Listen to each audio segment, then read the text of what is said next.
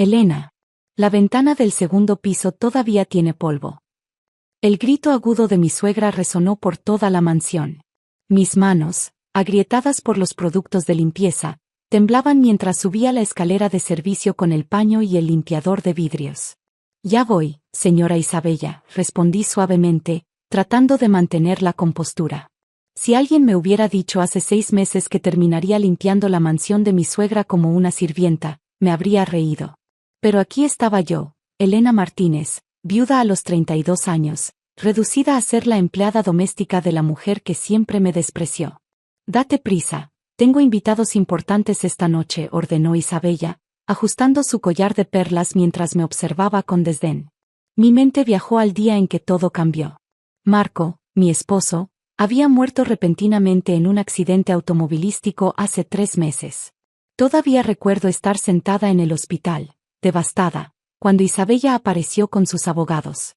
Como no tuvieron hijos y no hay testamento, la mayor parte de los bienes de Marco vuelven a la familia.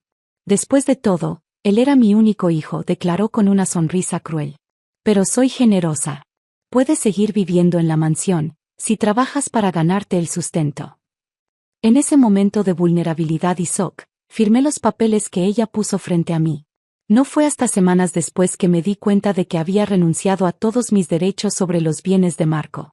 Elena, ¿estás soñando despierta otra vez? La voz de Isabella me devolvió al presente. Los baños del primer piso necesitan limpieza también. Y no olvides preparar los aperitivos para esta noche. Mientras limpiaba mecánicamente, recordé los buenos momentos con Marco. Nos habíamos conocido en la universidad, yo estudiando literatura, él arquitectura. Nos enamoramos a pesar de la diferencia de clases sociales. Marco nunca le prestó atención a las protestas de su madre sobre mi origen humilde. Tu hijo podría haberse casado con cualquier heredera, pero eligió a esta, profesora de secundaria, solía quejarse Isabella en las cenas familiares. Marco siempre me defendía. Mamá, amo a Elena por quien es, no por su cuenta bancaria. Pero ahora Marco no estaba aquí para defenderme, y su madre finalmente tenía el control que siempre deseó. El timbre de la puerta principal me sobresaltó. Elena. La puerta, gritó Isabella desde su estudio. Abrí la puerta para encontrarme con Lucía, la mejor amiga de Isabella. Oh, la viuda, dijo con una mueca de disgusto, entregándome su abrigo de bisón como si fuera una percha. Las risas de las dos mujeres llegaban desde el estudio mientras preparaba el té y los bocadillos que Isabella exigía tener siempre listos. Entonces finalmente la pusiste en su lugar. La voz de Lucía era claramente audible. Por supuesto, respondió Isabella con satisfacción. Siempre supe que esa cazafortunas no merecía a mi Marco. Ahora está donde pertenece, sirviendo a sus superiores. ¿Y los documentos? Todos firmados y legalizados. Renunció a cualquier derecho sobre la fortuna de Marco. La tonta estaba tan devastada que ni siquiera leyó lo que firmaba. Sus risas crueles me hicieron temblar las manos, derramando algo de té en la bandeja de plata. ¿Pero qué hay del otro asunto?, preguntó Lucía en voz baja. ¿El del banco en Suiza? SHH, siseó Isabella. Eso está bajo control. Marco nunca le contó sobre esas cuentas, y pretendo mantenerlo así. Mi corazón dio un vuelco. ¿Cuentas en Suiza? Marco nunca las había mencionado. Elena, ¿dónde está ese té? El grito de Isabella interrumpió mis pensamientos. Mientras servía el té, noté algo extraño. En el escritorio de Isabella había un sobre con el logotipo del banco privado donde Marco solía trabajar. Apenas pude distinguir las palabras testamento y confidencial, antes de que Isabella lo cubriera rápidamente con otros papeles. Ya puedes retirarte, espetó. Y asegúrate de que el jardín esté presentable para esta noche. Vendrá el abogado de la familia. Esa noche, mientras limpiaba el jardín bajo el calor sofocante, vi llegar varios autos lujosos. Isabella estaba organizando una de sus frecuentes reuniones sociales, donde presumía su riqueza y poder. Entre los invitados, reconocí a Alberto Vega, el abogado familiar que había manejado los papeles después de la muerte de Marco. Pero había otro hombre, uno que nunca había visto antes, que llevaba un maletín con el mismo logotipo que había visto en el sobre del escritorio. Elena. La voz de Isabella cortó el aire. Necesitamos más hielo en el bar. Mientras me apresuraba hacia la cocina, escuché fragmentos de conversación entre Isabella y Alberto. ¿Está segura de que ella no sabe nada?, preguntó Alberto en voz baja. Completamente, respondió Isabella. Marco nunca confió en ella lo suficiente para contarle sobre las cuentas importantes. Era solo una aventura que se convirtió en matrimonio por lástima. Sus palabras me dolieron más que cualquier trabajo físico que me hubiera hecho hacer. Marco y yo habíamos estado casados por 5 años. ¿Realmente había secretos tan grandes que nunca compartió conmigo? Esa noche, después de que todos los invitados se fueron y terminé de limpiar, me senté en mi pequeña habitación en el área de servicio. Solía dormir en la suite principal con Marco, pero Isabella la había convertido en su sala de meditación después de su muerte. Mientras miraba la única foto que me quedaba de Marco y yo en nuestra boda, noté algo que nunca había visto antes. En el bolsillo de su traje sobresalía un pequeño sobre azul, el mismo color que el sobre que había visto en el escritorio de Isabella. Mi corazón comenzó a latir más rápido. ¿Podría ser? Un golpe en mi puerta me sobresaltó. Era María, la cocinera que había trabajado para la familia durante décadas. Elena, necesitas ver esto, susurró, entregándome un pequeño papel doblado. Lo encontré entre los documentos viejos que la señora Isabella me pidió quemar hoy. Con manos temblorosas, desdoblé el papel. Era una nota escrita con la inconfundible letra de Marco. Mi querida Elena, si estás leyendo esto, algo me ha pasado. Hay cosas que necesitas saber. Busca al abogado Carlos Mendoza. Él tiene todo preparado. Con amor eterno, Marco. ¿Quién es Carlos Mendoza?, pregunté a María. El hombre nuevo que vino hoy con el maletín, respondió en voz baja. La señora Isabella parecía muy nerviosa cuando llegó. De repente, las piezas comenzaron a encajar. El sobre en el escritorio, la conversación sobre cuentas secretas, la nerviosismo de Isabella. Elena, María tomó mis manos entre las suyas. Marco era como un hijo para mí. Lo vi crecer. Y sé que te amaba más que a nada en este mundo. No dejes que Isabella te convenza de lo contrario. Asentí, las lágrimas corriendo por mis mejillas. Por primera vez en meses, sentí que una chispa de esperanza se encendía en mi corazón. Mañana temprano tengo que ir al mercado, continuó María. La oficina de Carlos Mendoza está a solo 2 cuadras de allí. Mientras me acostaba esa noche, podía escuchar a Isabella en el piso de arriba, riendo por teléfono probablemente con alguna de sus amigas.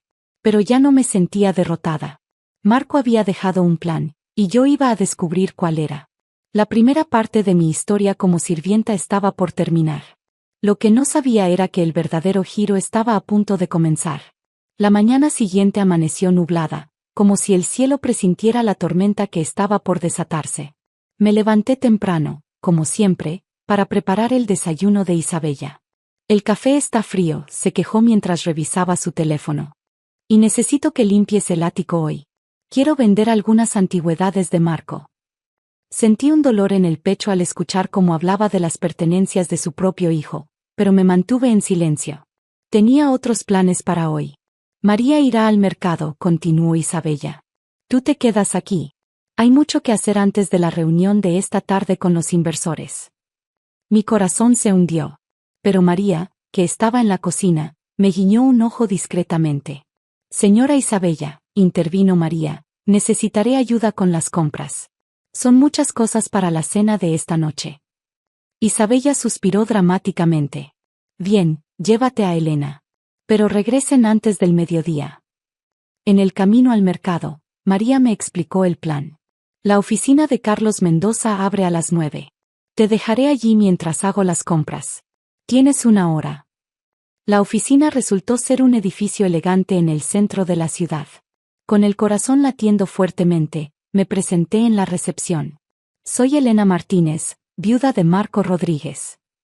La recepcionista me miró con reconocimiento. El señor Mendoza la está esperando. Carlos Mendoza resultó ser el mismo hombre del maletín de la noche anterior. Su expresión era seria pero amable. Por fin nos conocemos, señora Martínez. He estado intentando contactarla desde el fallecimiento de su esposo, pero su suegra insistía en que usted no quería ver a nadie. Usted sabía que vendría. Marco me dejó instrucciones específicas, respondió, sacando un sobre azul de su caja fuerte. Este es el verdadero testamento de su esposo, firmado y notariado 3 meses antes de su muerte. Con manos temblorosas, abrí el sobre. La primera página era una carta personal.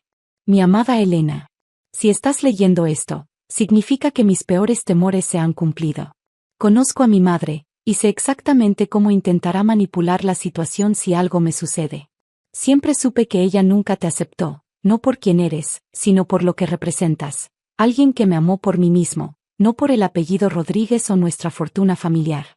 Durante años, he estado preparándome para protegerte.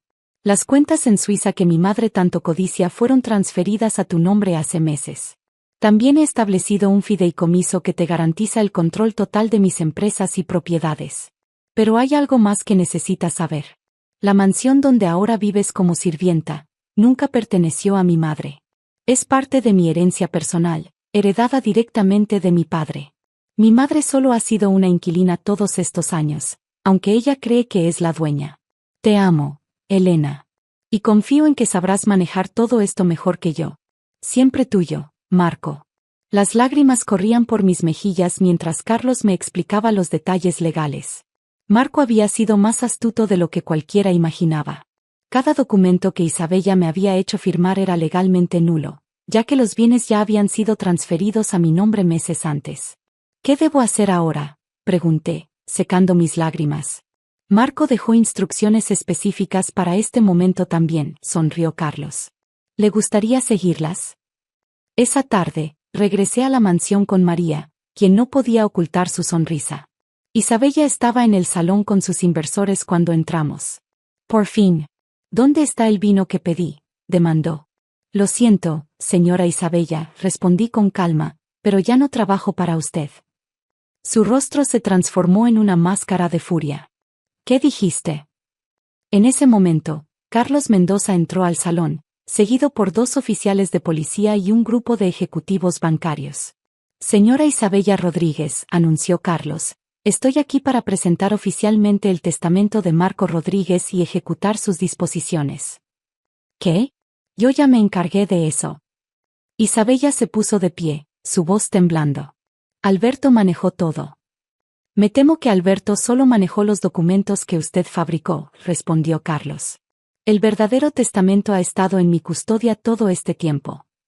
Vi cómo el color abandonaba el rostro de Isabella mientras Carlos leía el testamento. Cada palabra era un golpe a su fachada de control.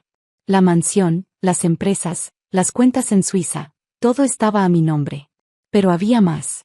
Marco había documentado años de malversación de fondos por parte de Isabella, usando empresas fantasma para desviar dinero. No, no puede ser, susurró Isabella, colapsando en su sillón favorito.